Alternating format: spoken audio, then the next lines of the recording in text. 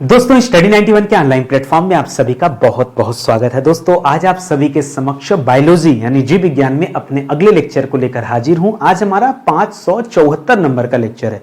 ध्यान से देखिएगा, आज हमारा बायोलॉजी में 24वां लेक्चर है। आज की क्लास देखते हैं तो पूरे 17,220 सवाल आपके तैयार हो जाएंगे। ठीक है, आज हमने जो टॉपिक चूज किया है ये फलों और बीजों से संबंधित सवालों को देखने वाले हैं जो कि परीक्षा में आपसे पूछे जाते हैं। ठीक है, तो डिटेल में दोस्तों हम लोग साइंस को कवर कर रहे हैं। इसके पहले कुल 8 विषय मैं आपको कवर करा चुका हूं। एंशिएंट, मिडावल, मॉडर्न, पूरा संविधान, पूरा विश्व का भूगोल, भारत का भूगोल, फिजिक्स और केमिस्ट्री, ये 8 विषय मैं आपको विधिवत पढ़ा चुका हूं। ये हमारा 9वां विषय है जो आज आप अटेंड कर रहे हैं। ठीक है, ये खत्म हो जाएगा तो हम लोग इकोनॉमिक्स की क्लास लेंगे, उसके बाद इन्वायरमेंट की क्लास लेंगे। तो आगे बहुत लंबा हमारा प्लान है और यही सब करते करते दोस्तों हमारे 573 लेक्चर पहुंच चुके हैं और 17,000 से ज्यादा सवाल दोस्तों हम लोग अपनी क्लास में अटेंड कर चुके हैं। तो उम्मीद करता हूं कि आपको इस तरह की क्लास पसंद जरूर आ रही होगी। पढ़िए, जितना दे रहा हूं दोस्तों इतना पढ़िए, बहुत शानदार सी ये क्लास है। ठीक है, एक चीज और कहना चाहूंगा, ये हमारी किताब आ चुकी है दोस्तों, आपकी अपनी हिंदी की किताब, जिसका आप सभी को बेसब्री से इंतजार था। तो इसे परचेज कर सकते हैं हमारे नए एप्लीकेशन से जिसका नाम है स्टडी 91 ऑफिशियल। सारे अलग अलग विषय की कोर्सेज भी दोस्तों यहाँ पे स्टार्ट हो चुके हैं। सभी कोर्सेज में डेमो क्लास दिया गया है। ठीक है, अगर आप YouTube पे पढ़ रहे हैं और ये आपको लग रहा है कि नितिन सर बहुत अच्छा पढ़ा रहे हैं, जरा ये सोचिए, नितिन सर फ्री में अच्छा पढ़ा सकते हैं तो पेड कोर्स के लिए कितना अच्छा पढ़ा रहे होंगे। आप जरा विचार कीजिए और कम से कम डेमो देखिए। परचेज करना नहीं करना और बात का विषय है, एक बार आप डेमो देखिए तो आपको समझ में आ जाएगा कि कितनी क्वालिटी भरी क्लासेस ये हमारे पेड कोर्सेस में दी जाती है। ठीक है, सीधे सवालों पर आते हैं और पढ़ना आरंभ करते हैं। पहला सवाल दे रहा है कि अफीम का मुख्य अवयव क्या होता है। ठीक है, अफीम का सबसे मेन एलिमेंट दोस्तों क्या है आपको बताना है। ठीक है, तो याद रखिएगा अफीम का मुख्य अवयव होता है मार्फिन। क्या होता है दोस्तों? अफीम का मुख्य अवयव क्या होता है? मार्फिन। ठीक है, अच्छा अफीम में कितनी मार्फिन पाई जाती है दोस्तों? तो याद रखिएगा अफीम में 10 से 15% क्या पाई जाती है दोस्तों? 10 से 15% ये मार्फिन पाई जाती है, ये आप याद रखेंगे। ठीक है, मार्फिन पाई जाती है। मार्फिन दोस्तों गंभीर रोगों में दर्द निवारक का काम करता है। ठीक है, और बाकी दोस्तों अगर गलत लग जाए तो जीवन खराब हो जाए। ठीक है, तो मार्फिन क्या करता है दोस्तों? गंभीर रोग में दर्द निवारक का काम करता है। ठीक है, दर्द निवारक का ये काम करता है, ये भी याद रखेंगे मार्फिन। ठीक है, अब इसका मतलब नहीं कि सर दर्द दूर होता है, किसी का दिल टूट गया और वो बड़ा परेशान है तो सोचे चलो मार्फिन ले लेते हैं। ठीक है, वैसे दिल जिसका टूटता है वो जल्दी लेता है मार्फिन। ठीक है, लेकिन आप ऐसी गलत आदतें ना पालिए। ठीक है, मार्फिन दोस्तों किससे प्राप्त होता है, किससे मिलता है? अरे ऊपर तो बता ही दिया कि अफीम का मेन एलिमेंट दोस्तों ही है। अब वही सवाल फिर से दे रहा है कि मार्फिन जो है किससे प्राप्त होता है, तो लिखिएगा दोस्तों यह अफीम से प्राप्त होता है। ठीक है, अफीम से प्राप्त। ठीक है, अफीम से प्राप्त होता है। अच्छा यहीं पर दोस्तों एक सवाल और दे देता है कि भाई अफीम का जो पौधा होता है उसमें जड़ होता होगा, उसमें तना होता होगा, उसमें फल होते होंगे, पत्तियां होती होंगी, तो ये अफीम के किस हिस्से से दोस्तों प्राप्त होता है? तो आपने अफीम पोस्ता का नाम सुना होगा। ठीक है, इससे जो दूध निकलता है ना अफीम से, ठीक है, लेटेक्स जिसको बोलते हैं, उससे दोस्तों ये मार्फिन बनाया जाता है। तो याद रखेगा अफीम पोस्ता। ठीक है, इसको हम क्या कहते हैं दोस्तों? इसे हम कहते हैं अफीम पोस्ता। ठीक है, अफीम पोस्ता। ठीक है, ये एक तरह का लेटेक्स होता है, इससे प्राप्त होता है दोस्तों, उसी लेटेक्स से ये बनाया जाता है मार्फिन। तो इसको भी आप ध्यान रखेंगे। अच्छा कभी कभी सर हम लोग पढ़ते हैं हीरोइन के बारे में। ठीक है, हीरोइन नहीं हेरोइन बोलते हैं। हेरोइन दोस्तों किससे प्राप्त किया जाता है? तो हीरोइन याद रखेगा, जैसे देखिए हीरोइन प्राप्त किया जाता है मार्फिन से। ठीक है, हीरोइन किससे प्राप्त किया जाता है दोस्तों? यह मार्फिन को संश्लेषित करके, ठीक है, मार्फिन को संश्लेषित करके क्या प्राप्त किया जाता है दोस्तों? हेरोइन प्राप्त किया जाता है, ये आप याद रखेंगे। ठीक है, यानी जो मूल स्रोत है वो अफीम है। अफीम से पहले मार्फिन मिलेगा, मार्फिन को संशोधित करके, संशोधित करके क्या बनाया जाएगा दोस्तों? इसका संश्लेषण करके तब जो है हेरोइन बनाया जाता है। इसको ब्लैक टार कहते हैं। क्या कहते हैं? हेरोइन को क्या कहा जाता है दोस्तों? ये काले कलर का होता है तो और गाढ़ा पदार्थ होता है, इसलिए इसे क्या कहते हैं? इसे ब्लैक टार भी कहते हैं। ये भी याद रखेंगे, हो सकता है परीक्षा में कभी यहां से सवाल बन जाए। ठीक है, चलिए आगे बढ़ते हैं। अगला सवाल कह रहा है संपूर्ण फलों को, जितने भी प्रकार के फल होते हैं, ठीक है, संपूर्ण फलों को कितने भागों में विभाजित किया गया, जितने भी प्रकार के फल होते हैं इनको कुल कितने भागों में दोस्तों बांटा गया है। तो याद रखेगा, यानी फल कितने प्रकार के होते हैं, ये आपसे सवाल करा दोस्तों, तो बताइएगा फल कितने प्रकार के होते हैं, कुल 3 प्रकार के फल होते हैं। अगला सवाल आ जाता है सर कौन कौन से, एक सरल फल होता है, एक सामूहिक फल होता है, एक मिश्रित फल होता है। नाम लिख लीजिएगा दोस्तों, एक होता है सरल फल, अभी सबके बारे में पढ़ेंगे, ठीक है, सरल फल।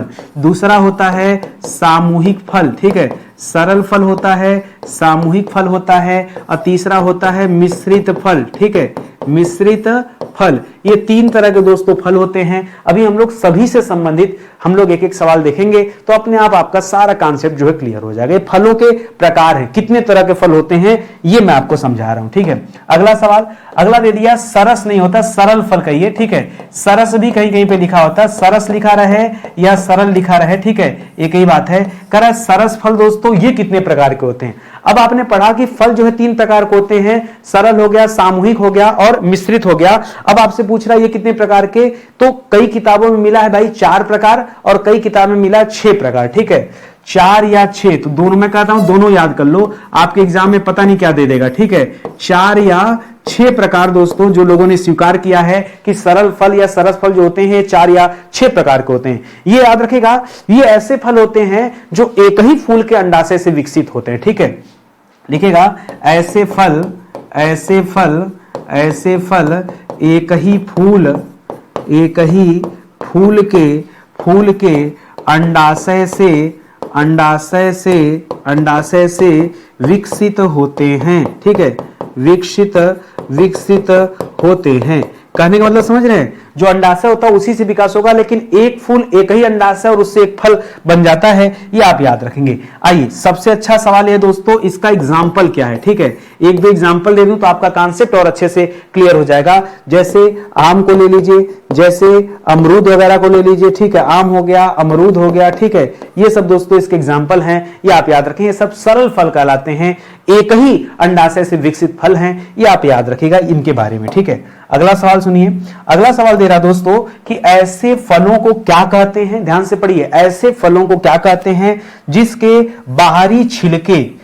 बाहरी छिलके और गूदे के अंदर एक सख्त गुठली पाई जाती है, ठीक है, क्या पाई जाती है, इनके भीतर एक सख्त गुठली पाई जाती है, ऐसे फलों को क्या कहते हैं। जैसे आम दोस्तों बाहर छिलका होता है, अंदर दोस्तों गूदा होता है, और गूदे के अंदर दोस्तों एक सख्त गुठली पाई जाती है, गुठली नहीं खाते ना, उसको चूस के फेंक देते हैं। जैसे लीची के बाहर एक बाहरी आवरण होता है, उसको छीलते हैं, अंदर गूदा होता है, उसको खाते हैं, और उसके अंदर से एक जो है बीज बाहर निकल जाता है, वो छोड़ देते हैं, तो वही सख्त गुठली होता है दोस्तों। तब जब गुठली है तो इसी को क्या कहते हैं, सिंपल सा इसको कहते हैं गुठलीदार फल। क्या देते हैं दोस्तों नाम, इसका नाम दे देते हैं गुठलीदार फल। इसी को स्टोन फ्रूट कहते हैं, इंग्लिश में क्या कहते हैं दोस्तों, इसी को स्टोन फ्रूट्स कहते हैं, ठीक है, स्टोन फ्रूट्स कहते हैं। अब कहीं कहीं तो गुठलीदार फल बोलते हैं, कहीं कहीं पे एक और अच्छा सा नाम मिलता है दोस्तों, ड्रुप, ठीक है, ड्रुप नाम मिलता है। क्या मिलता है दोस्तों, ड्रुप, ठीक है, ड्रुप, DRUPE, ठीक है, कहीं कहीं पे दोस्तों ड्रुप नाम मिलता है, ये दोस्तों आप याद रखेंगे, थोड़ा सा अलग हो गया।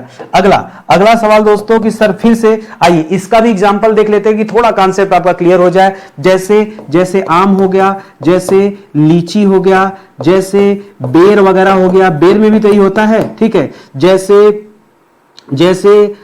खुबानी हो गया, खुबानी भी दोस्तों एक फल है, ठीक है, ये आपने सुना नहीं होगा लेकिन याद रखेगा। जैसे खजूर हो गया, जैतून हो गया, खजूर खाते हैं ना, उसके अंदर भी ऐसे बीज निकल जाएगा। जैतून हो गया, जैतून का इस्तेमाल दोस्तों उसमें करते हैं, जैतून का तेल भी होता है, जैतून का इस्तेमाल, ऑलिव ऑयल, ठीक है, ऑलिव जिसे जैतून कहते हैं, पिज्जा वगैरह में खूब यूज होता है, तो उसमें भी दोस्तों ऐसा होता है, छोटा सा वो निकलता है, ठीक है। आडू एक लिख लीजिए, आडू भी आपसे ऑप्शन में पूछ सकता है, ठीक है, आडू, ठीक है, आडू आदि कर लीजिए। तो ये सारे जो फल है दोस्तों, इसमें क्या होता है, सबसे बाहर एक छिलका होता है, छिलके को नहीं खाते हैं लोग, ठीक है, छिलका होता है, छिलके के अंदर गूदादार हिस्सा होता है और उसके अंदर एक बीज पाया जाता है, ये दोस्तों आप ध्यान में रखेंगे, ठीक है। चलिए और आगे बढ़ते हैं, समझ में आ रहा है ना, सब आएगा समझ में। परेशान ना होइए, मेरी क्लास में कहीं भी आपको टेंशन लेने की जरूरत नहीं है, सब समझ में आएगा।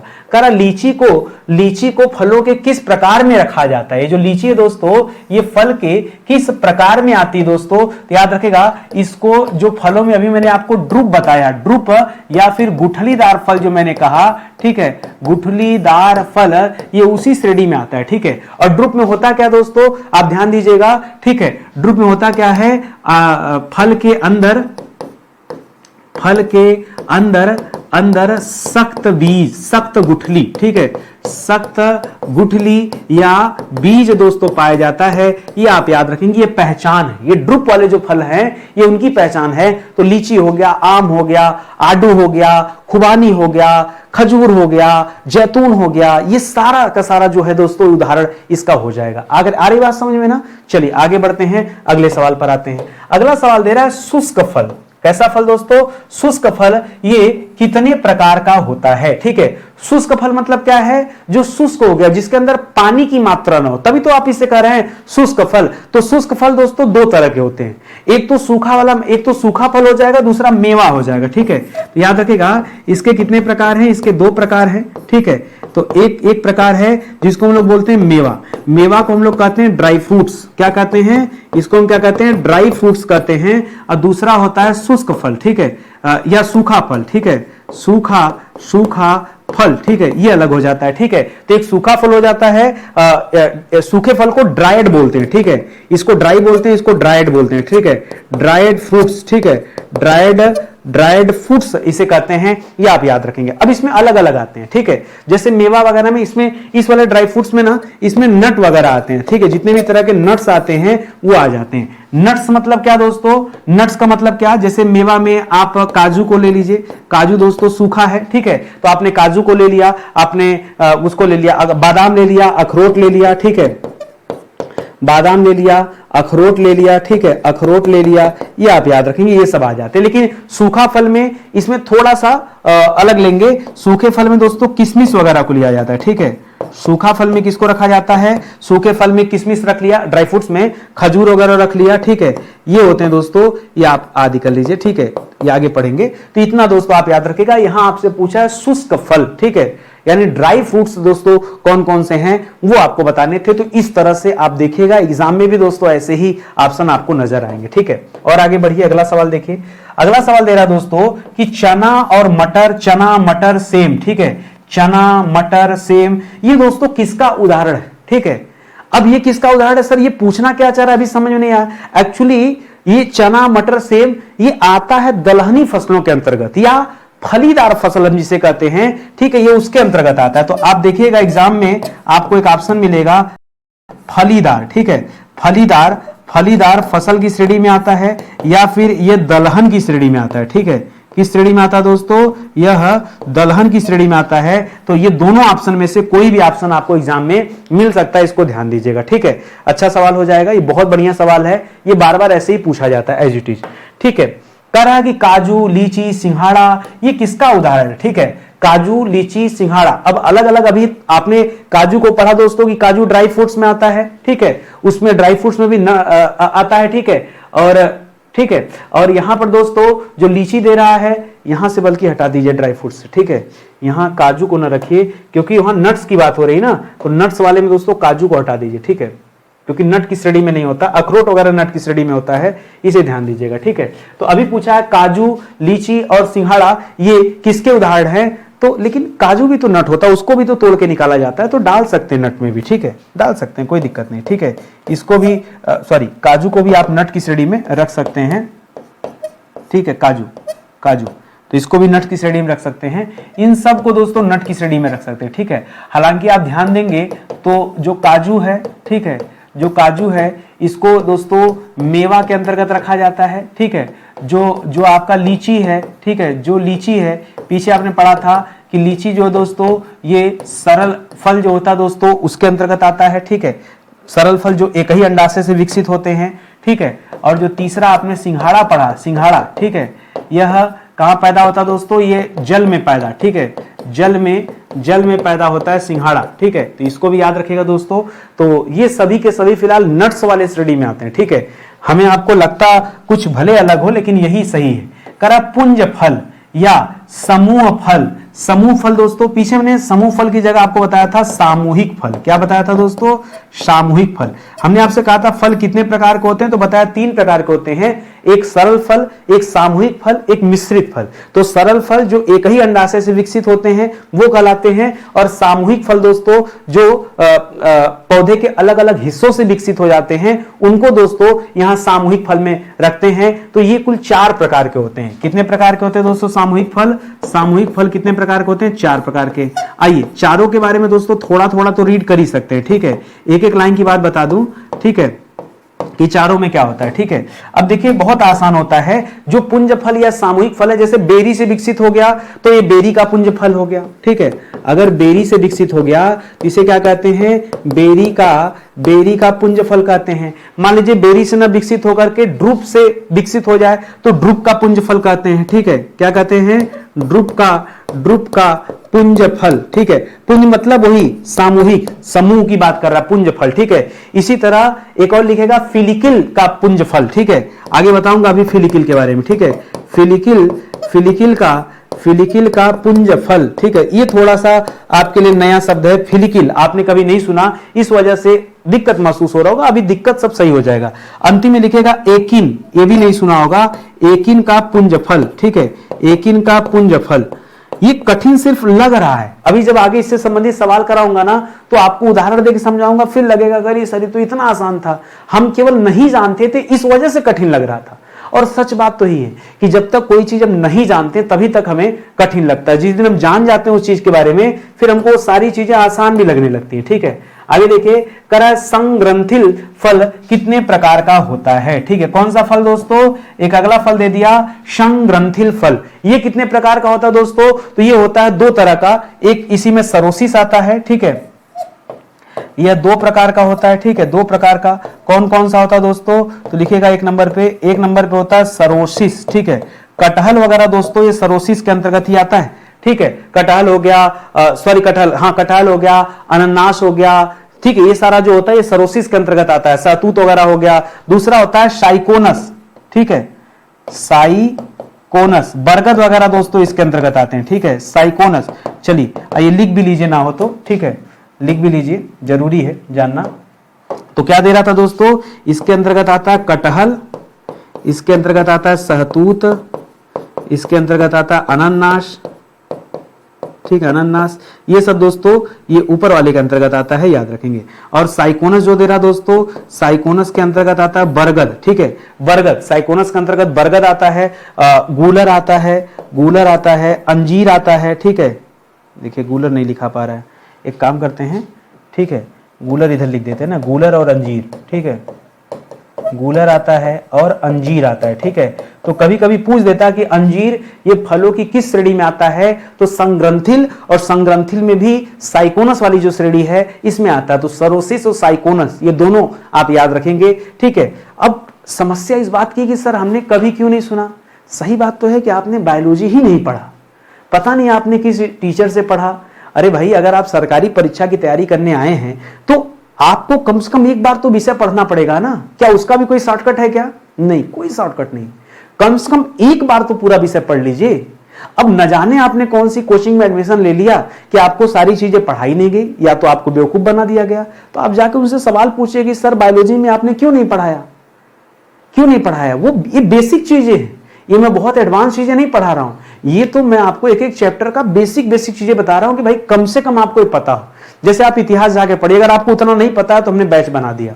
हम आगे बायोलॉजी का भी बैच बनाएंगे, बट थोड़ा सा समय दीजिए क्योंकि हमें भी रिसर्च करना होता है और पेड क्लास में रिसर्च बहुत ज्यादा करना पड़ता है, ठीक है। इस वजह से थोड़ा सा ज्यादा टाइम लगता है पेड क्लास में, ठीक है। करा सरोसिस फल कौन से हैं दोस्तों? अभी तो बताया सरोसिस में कि सरोसिस में किसका कौन कौन सा आता है दोस्तों। तो सरोसिस में आ जाता है सहतूत आ जाता है, सरोसिस में कटहल आ जाता है, ठीक है, कटहल आ जाता है।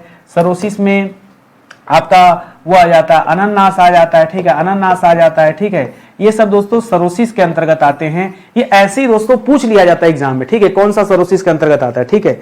अच्छा, ये होता क्या है, सरोसिस कहते किसे हैं, ध्यान दीजिएगा।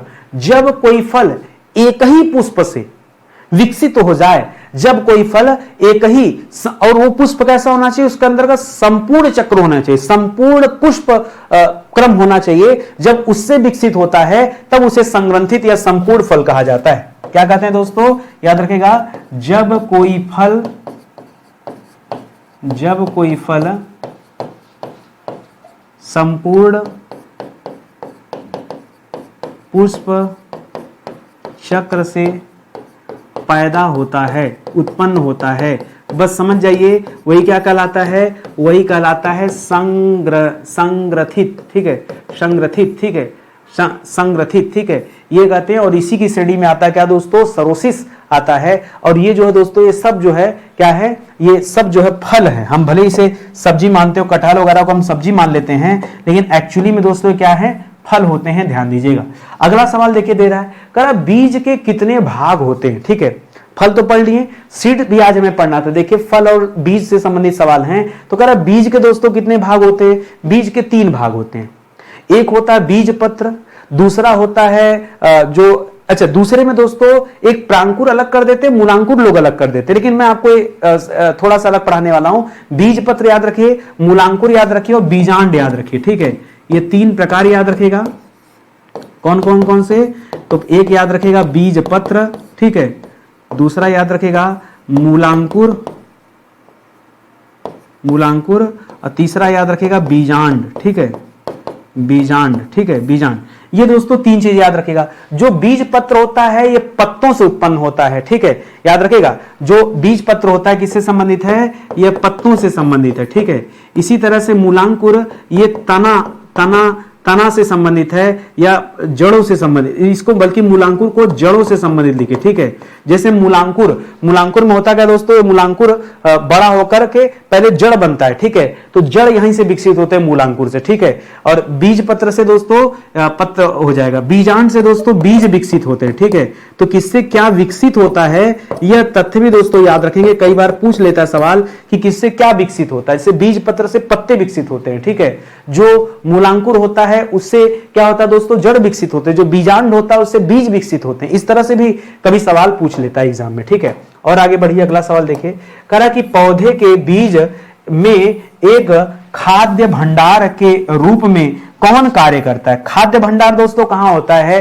पौधे के बीज में, तो याद रखेगा ये बीज पत्र नहीं होता है। खाद्य भंडार के रूप में कौन कार्य करता है, तो याद रखेगा बीज पत्र कार्य करता है। कहीं कहीं पे बीज पत्र ऑप्शन मिलता है और कहीं कहीं पे भ्रूण पोष ऑप्शन मिलता है। क्या मिलता है, कहीं कहीं पे भ्रूण पोष ऑप्शन मिलता है। भ्रूण पोष को ही क्या कहते हैं, इंडोस्पर्म कहते हैं। क्या कहते हैं, इंडोस्पर्म कहते हैं दोस्तों, ये आप याद रखेंगे। ठीक है, इंडोस्पर्म कहते हैं, ये आप याद रखेंगे। कोई दिक्कत है आपको। अब बाकी जो मूलांकुर है विकसित होकर के जड़ बनता है, बीजांड विकसित होकर के बीज बनता है और बीज पत्र विकसित होकर के पत्तियां बनती हैं। ठीक है, तो ये सब चीजें भी आप याद रखेंगे, परीक्षा में यहां से भी सवाल पूछा जाता है। ठीक है, ध्यान दीजिएगा दोस्तों, मैंने पहले ही आपसे कहा मैं 8 विषय आपको पढ़ा चुका हूं। इससे बेहतरीन सीरीज आपको YouTube पे नहीं मिलने वाली है। अगर आप चाहते हैं कि एक एक विषय आपका कंप्लीट हो जाए, धीरे धीरे ही सही। आपको लग रहा होगा सर 550 से ज्यादा लेक्चर आपने पढ़ा दिया, हम कैसे पढ़ेंगे। पढ़ना पड़ेगा। आधे घंटे की क्लास होती है, 2 घंटे का समय रोज निकालिए, रोज 4 लेक्चर देखिए, रोज 4 लेक्चर देखिए, अपने आप सब कवर हो जाएगा। 25 दिन में भाई साहब 100 लेक्चर कवर होगा। 25 दिन में 100 लेक्चर कवर होगा। एक महीने में 5 दिन 6 दिन की छुट्टी लीजिए, संडे फंडे मत पढ़ाई कीजिए, एंजॉय कीजिए, लेकिन एक महीने में आप जब 100 लेक्चर लेंगे तो काफी सारा विषय आपका कंप्लीट हो जाएगा। ठीक है, पढ़ना पड़ेगा, कोई शॉर्टकट नहीं है भाई। शॉर्टकट मेरे लिए भी नहीं था, मैं भी सोचता था कि इतना मैं कैसे पढ़े। मैंने ठाना कि मैं 20-25 हजार सवाल पढ़ाऊंगा। अब ये जिस दिन प्रण लिया उस दिन बहुत लंबी प्लानिंग करनी पड़ी और धीरे धीरे करते करते देखिए 17,000 सवाल पूरे हो गए। तो आपको भी इसी तरह करना पड़ेगा, टारगेट लेना पड़ेगा और तब जाकर के काम करना पड़ेगा। ठीक है, और कोई भी सरकारी परीक्षा की आप तैयारी कर रहे हो तो जानिए ये सीरीज आपके लिए बहुत बहुत इंपॉर्टेंट है, एकदम जरूरी आपके लिए। ये बेसिक सवाल है, कम से कम यार आपको इतना तो पता ही होना चाहिए इन सब चीजों में। ठीक है, आगे देखिए सवाल, करा पौधे भविष्य के लिए खाद्य को बीज के किस भाग में संग्रहित करते हैं। ठीक है, करा पौधे जो होते हैं ये भविष्य के लिए खाद्य को बीज के किस भाग में दोस्तों संग्रहित करते हैं। अभी पीछे दोस्तों इसका उत्तर दिया हूं कि भैया खाद्य को कहां संग्रहित किया जाता है, बीज पत्र में संग्रहित किया जाता है। अब चाहे आप इसे बीज पत्र कहिए, चाहे आप इसे भ्रूण पोष कहिए। क्या कहिए दोस्तों, भ्रूण पोष कहिए, जिसे हमने इंग्लिश में इंडोस्पर्म बोल दिया था। क्या बोल दिया था, इंडोस्पर्म कहा था, यह भी आप कह सकते हैं, ठीक है। तो यही दोस्तों संग्रहित करने का स्थान है, याद रखेंगे, ठीक है, यही स्थान है, ये आप ध्यान देंगे। और ये बीज पत्र है क्या दोस्तों, तो यहीं से दोस्तों पत्तियां विकसित होती, क्या होती है दोस्तों, पत्तियों का विकास दोस्तों इसी बीज पत्र से होता है। इस पॉइंट को भी इसी के साथ जो है याद रखेंगे, बाकी पीछे तो मैंने आपको समझा ही दिया है, ठीक है। आगे देखिए, कह रहा बीज अंकुरण के दौरान जो मूलांकुर होते हैं, ये मूलांकुर विकसित होकर किसका निर्माण करते हैं, तो मैंने आपको बताया दोस्तों मूलांकुर ये जड़ का निर्माण करते हैं, ठीक है। क्या करते हैं दोस्तों, मूलांकुर जड़ का निर्माण करते हैं। और ध्यान दीजिएगा, मूलांकुर हमेशा सूर्य के प्रकाश के विपरीत दिशा में जाते हैं, ठीक है, सूर्य के प्रकाश के विपरीत दिशा में, ठीक है। ऐसे मत लिखिए, खैर इसकी कोई जरूरत नहीं है, सीधे सीधे लिखिए, जड़ों के विकास के लिए दोस्तों ये मूलांकुर जाना जाता है, ठीक है, मूलांकुर, ठीक है। जो पीछे मैंने बताया कि मूलांकुर क्या होता है, इससे जड़ निर्मित होती हैं, ये आप याद रखेंगे। इसी तरह से अगला सवाल देखिए, बहुत बढ़िया सवाल दिया दोस्तों, कह रहा जो प्रांकुर होता है, बीज अंकुरण का जो प्रांकुर होता है, ये प्रांकुर से क्या विकसित होता है, प्रांकुर से तना और पत्तियां विकसित होती हैं, ठीक है। प्रांकुर से क्या विकसित होती है दोस्तों, इससे ज्यादातर तो तना, लेकिन साथ साथ दोस्तों पत्तियां भी विकसित होती है, ठीक है। किससे, अगर मूलांकुर न दे करके कभी प्रांकुर दे दे तो प्रांकुर से ये हो जाएगा, बाकी बीजांड दे दे तो बीजांड से बीज विकसित होता है, ठीक है। मान लीजिए यही सवाल दे दे कि बीजांड से क्या विकसित होता है, ठीक है, बीजांड से विकसित, ठीक है, बीजांड से क्या विकसित होता है दोस्तों, तो बीजांड से बीज विकसित होता है। क्या होता है दोस्तों, इससे बीज विकसित होता है, ये आप ध्यान में रखिएगा। कोई समस्या आपको नहीं ना, चलिए आगे बढ़ते हैं। अगला सवाल देखिए, करा गाजर, मूली, सलजम, चुकंदर, इन सब का खाने योग्य भाग क्या है, गाजर का खाने योग्य हिस्सा क्या है। जैसे पौधों में क्या होता है, पौधों में जड़ होता है, तना होता है, पत्तियां होती हैं, और आपके जो है हाँ ठीक है, फल हो गया, बीज हो गए, तो इसका कौन सा हिस्सा खाया जाता है, तो इसका जड़ खाया जाता है, ठीक है। ये सब जड़ है, हमें आपको नहीं लगता है, लेकिन ये सब रूपांतरित जड़ है। क्या दोस्तों, ये सब क्या है, ये सब रूपांतरित जड़ है, और हम लोग जड़ का ही सेवन करते हैं। देखिए, व्यक्ति कुछ भी खा सकता है, किसी चीज का पत्ती खाता है, किसी का बीज खाता है, किसी का फल खाता है, कुछ भी खाता है। तो ये जो गाजर है, मूली है, इन सब का दोस्तों हम लोग जड़ खाते हैं, ठीक है, जड़ खाते हैं, इसको आप ध्यान में रखेंगे। इसी तरह से, अच्छा ये जान के आपको हैरानी भी हो रहा होगा, करा आलू, प्याज, लहसुन, अदरक, हल्दी, ये सब क्या दोस्तों, एक्चुअली में सब रूपांतरित तना है, ठीक है। ये क्या दोस्तों, ये रूपांतरित तना है। अभी तक तो हम लोग रूट को खा रहे थे, अब दोस्तों हम लोग स्टेम को खाने चल रहे हैं, ठीक है। रूपांतरित तना है, और इसे भूमिगत तना भी कहते हैं, क्योंकि ये जमीन के अंदर विकसित होते हैं, इसलिए दोस्तों कहीं कहीं पे आपको लिखा मिल सकता है भूमिगत तना, तो घबराने वाली बात नहीं है। भूमिगत तना या रूपांतरित तना, तना दोस्तों ये फूल गया होता है, ठीक है, जैसे जड़ फूल गया होता है वैसे तना भी फूला होता है। तो हम जो ये अदरक है, लहसुन है, ठीक है, लहसुन तो कलियां हो गई, लेकिन दोस्तों ये भी अंदर होता है, ठीक है, तो ये रूपांतरित तना होता है। बाकी आलू प्याज भी है, प्याज को दोस्तों हम कंद के रूप में रखते हैं, ठीक है, सल्क कंद कहते हैं, क्या कहते हैं, सल्क कंद के रूप में जानते हैं, ठीक है। चलिए और आगे बढ़िए, अगला सवाल देखिए। अगला सवाल दे रहा है सहतूत का खाने योग्य भाग दोस्तों कौन सा है। सहतूत पर दोस्तों रेशम कीट का पालन किया जाता है, आपको याद होगा, रेशम कीट का पालन। ये जो रेशम कीट के पालन, रेशम कीट होता है दोस्तों, ठीक है, ये सहतूत की पत्तियों को खाता है, ठीक है। तो याद रखेगा, कीट द्वारा पत्ती भक्षण, ठीक है, कीट द्वारा पत्तियां खाई जाती हैं, ठीक है, पत्तियां खाई जाती हैं, ठीक है। हम लोग नहीं खाते हैं, लेकिन कोई कीट है दोस्तों जो रेशम कीट वाले हैं, वो दोस्तों पत्ती इसकी खाते हैं। हम लोग क्या करते हैं दोस्तों, हम लोग सहतूत का फल खाते हैं, ठीक है, उसका जो संपूर्ण फल है, ठीक है, संपूर्ण फल, इंटायर, पूरा का पूरा जो फल है, इंटायर फ्रूट जो है, जब इसका सहतूत का फल देखेंगे तो उसमें दोस्तों मांसल हिस्सा होता है। मांसल हिस्सा जानते हैं ना, गूदेदार हिस्सा, ठीक है। तो इसका मांसल हिस्सा, ठीक है, मांसल मतलब, मांसल कहीं भी लिखूं तो आप गूदा समझ जाइएगा, ठीक है। मांसल परिदल पुंज, मांसल परिदल पुंज, ठीक है, मांसल परिदल पुंज का दोस्तों हम लोग ग्रहण करते हैं, यानी सीधे सीधे आप याद रखिए कि हम लोग उसके मांसल हिस्से को खाते हैं, ठीक है, ये आप याद रखिएगा। अभी आगे आएगा, इतना सवाल आएगा ना कि पूरा कॉन्सेप्ट आपका, एक एक कॉन्सेप्ट दोस्तों आपका क्लियर हो जाएगा। आगे देखिए, कटहल का खाने योग्य भाग क्या है, ठीक है। कटहल में क्या खाते हैं दोस्तों, तो कटहल में देखिए पत्ती तो खाते नहीं है, ठीक है, खाते क्या दोस्तों, मांसल, मांसल हिस्सा यानी जो गूदा वाला हिस्सा वो खाते हैं, और हम लोग कटहल के बीज भी खा जाते हैं, जिसे हम लोग क्या कहते हैं, जिसको हम लोग कोआ कहते हैं। गांव में जो बच्चा होगा वो कोआ खाया होगा, ये समझ रहा होगा, ठीक है। तो गूदा और बीज खाते हैं, ये आप याद रखेंगे। कहीं कोई दिक्कत, ऊपर वाला हिस्सा अलग कर देते हैं। अच्छा, बहुत सारे ऐसे भी होते हैं जिसका छिलका भी हम लोग खा जाते हैं, अभी आगे बताऊंगा। जैसे अमरूद, अमरूद को देखिए, अमरूद का कभी छिलका आपने हटाया नहीं, छिलका सहित खा लिए।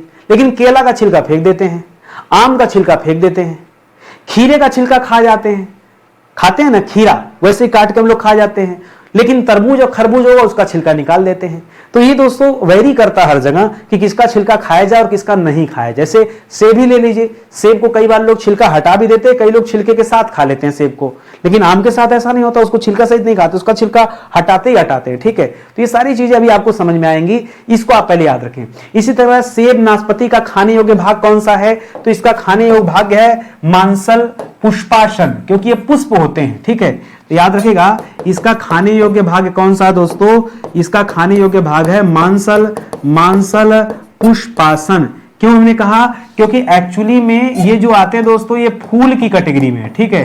ये क्या है दोस्तों, फूल है, ये फल है ही नहीं, ये फल नहीं होते हैं, ठीक है, ये फल नहीं है। इसीलिए दोस्तों इसको झूठा फल कहते हैं। इसी कारण इसे क्या कहा जाता है, ध्यान दीजिएगा, सेब नाशपाती को किस श्रेणी में रखा जाता है, झूठा फल कहा जाता है, असत्य फल कहा जाता है। क्या कहा जाता है, असत्य फल कहा जाता है। यह भी सवाल कभी कभी पूछ लिया जाता है, क्यों, सच में तो फूल है, हम इसका मांसल पुष्पासन वाला जो हिस्सा है हम लोग उसको खाते हैं। तो ये चीजें आप ध्यान में रखेंगे, ठीक है। जो नहीं जानते हैं अभी तक, कोई बात नहीं, आज से दोस्तों पढ़ रहे हैं तो आज से जान लीजिए। करा अमरूद, अंगूर, शरीफा, इसका खाने योग्य भाग कौन सा, देखिए अंगूर को कभी आपने छीला है नहीं, अमरूद को छीला है नहीं, शरीफा को नहीं, ये सब दोस्तों डायरेक्ट खा लिए जाते हैं। तो इनकी फल भित्तियां खाई जाती हैं। क्या, फल भित्तियां खाई जाती हैं। सवाल ये आता है सर फल भित्तियां क्या है, तो फल भित्तियों का 3 रूप होता है। एक होता है बाह्य फल भित्ति, ठीक है, क्या होता है, बाह्य फल भित्ति, फल का बाहरी आवरण, ठीक है। फल भित्ति का मतलब क्या हो गया, आवरण, फल भित्ति आवरण को कहते हैं बाहरी आवरण, ठीक है। इसी तरह मध्य फल भित्ति, ठीक है, मध्य फल भित्ति, ठीक है, मध्य फल भित्ति, और अंतिम हो जाता आंतरिक फल भित्ति, ठीक है, आंतरिक फल भित्ति, आंतरिक फल भित्ति, ठीक है। ये 3 चीजें होती हैं। तो इनमें दोस्तों हम लोग पूरा हिस्सा खा जाते हैं, ठीक है, उसमें बाह्य मध्य आंतरिक कुछ नहीं छोड़ते, पूरा एक तरफ से दोस्तों इसको खा लेते हैं। तो फल भित्तियां यहां पर खाई जाती हैं, ये आप याद रखेंगे, ठीक है। और बाह्य फल भित्ति मतलब बाहरी परत, मध्य फल भित्ति मतलब मध्य आवरण या मध्य परत, ठीक है। चाहे आप आवरण कहिए, चाहे आप इसको आप परत कह लीजिए, ठीक है, परत कह लीजिए। इसी तरह से आंतरिक फल भित्ति मतलब जो अंदर वाला परत है उसकी बात हो रही है, तो इसको आप ध्यान में रखिएगा। करा केला का खाने योग्य भाग कौन सा है। अब केला में दोस्तों हम लोग हटा देते हैं, ठीक है, केला में छिलका को हमेशा दोस्तों हटा देते हैं, तो छिलका नहीं, उसका जो आंतरिक फल भित्ति होता है हम लोग उसको खाते हैं, ठीक है। तो उसका आंतरिक मध्य फल भित्ति, बाह्य हिस्सा तो हटा देते हैं, इसे याद रखेगा, मध्य फल भित्ति ये वाला हिस्सा खाते हैं, और आंतरिक फल भित्ति, ठीक है, आंतरिक फल भित्ति, ये दोनों हिस्सा दोस्तों हम लोग खाते हैं। बाहर का छिलका दोस्तों हटा देते हैं, ठीक है। इसका जो छिलका होता है उसको एपिकार्प बोलते हैं, ठीक है, याद रखिएगा। बाहरी छिलके को, बाहरी छिलका जो होता है इसको क्या कहते हैं, इसको कहते हैं एपिकार्प। क्या कहते हैं, एपिकार्प कहा जाता है, ये आप ध्यान रखेंगे, ठीक है। और बाहरी छिलका केले का खाया जाता है क्या, नहीं, ठीक है, केले का बाहरी छिलका तो कोई ग्रहण नहीं करता, वो खाने योग्य नहीं होता है, इसलिए हम लोग उसे छील के खाते हैं। कहा आम पपीता का खाने योग्य भाग कौन सा है। अब आम और पपीता, पपीते के अंदर भी बीज मिलता है लेकिन ज्यादा मात्रा में, आम के अंतर्गत एक ही बीज पाया जाता है, गुठली जो होती है। तो इसका जो खाने वाला हिस्सा है ये मध्य फल भित्ति है।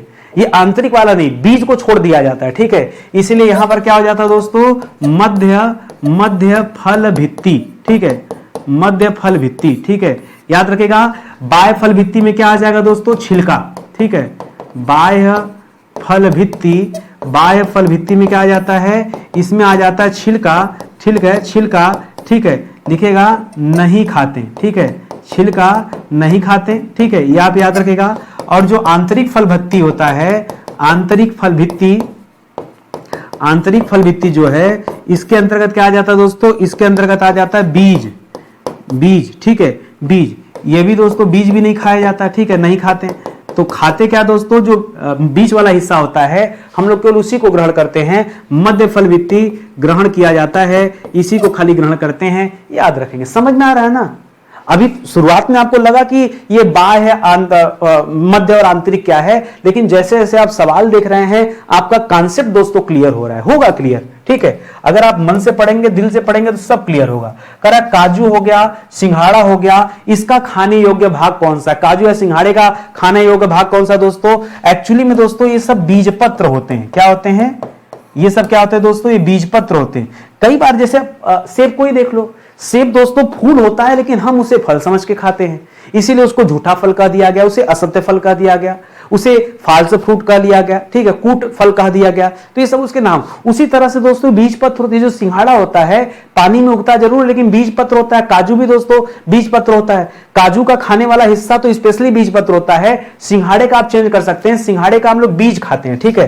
तो बीज पत्र दोस्तों ये आप काजू वाले में रख सकते हैं, ठीक है, काजू वाले में रख सकते हैं। लेकिन अगर आप सिंघाड़े की बात कर रहे हैं, ठीक है, तो सिंघाड़ा का हम लोग बीज वाला हिस्सा खाते हैं।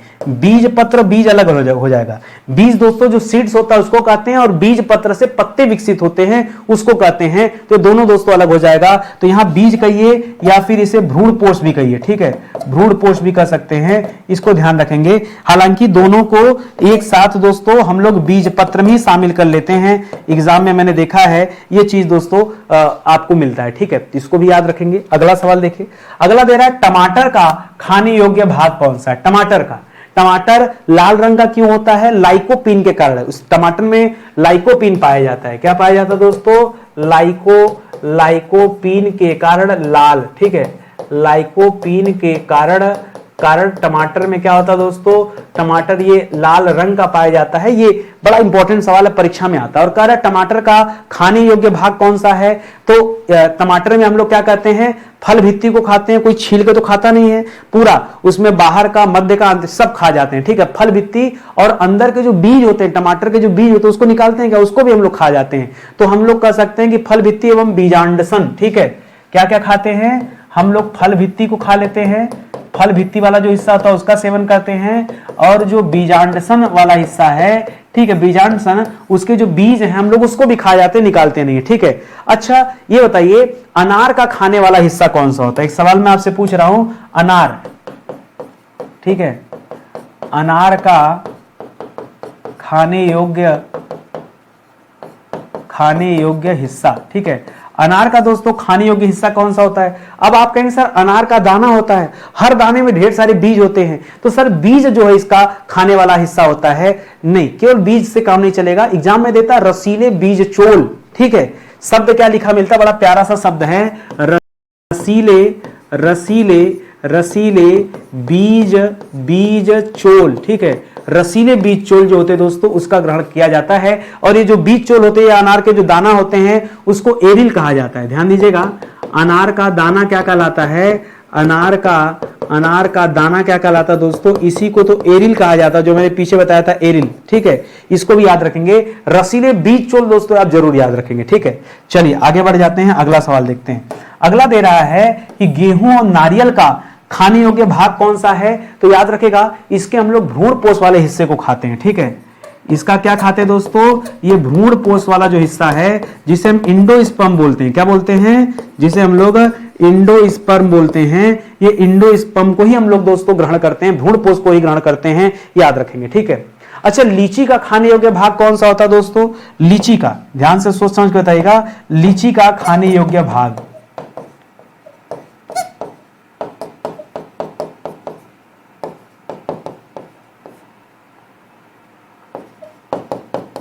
हम लोग खाते हैं मध्य फल भित्ति। क्या खाते हैं दोस्तों? मध्य फल भित्ति। मध्य फल भित्ति कह सकते हैं, क्योंकि बाहरी हिस्सा तो हम लोग फेंक देते हैं, अंदर का जो बीज होता है उसको भी नहीं खाते हैं, तो बीज का जो मांसल वाला हिस्सा है उसी को खाते हैं। इसके जगह पे कभी कभी एक शब्द मिल सकता है एरिल, ठीक है, एरिल, ठीक है, तो इसके एरिल वाले हिस्से को खाते हैं। एरिल मतलब जो मांसल हिस्सा है, ठीक है, उसी को दोस्तों हम लोग ग्रहण करते हैं, ये आप ध्यान में रखिएगा, ठीक है। अगला सवाल देखिए, कह रहा है कि चना, मूंगफली, इन सब का दोस्तों खाने योग्य हिस्सा कौन सा है? चना, मूंगफली, इन सब का खाने योग्य हिस्सा कौन सा है? तो ये सब बीज हैं।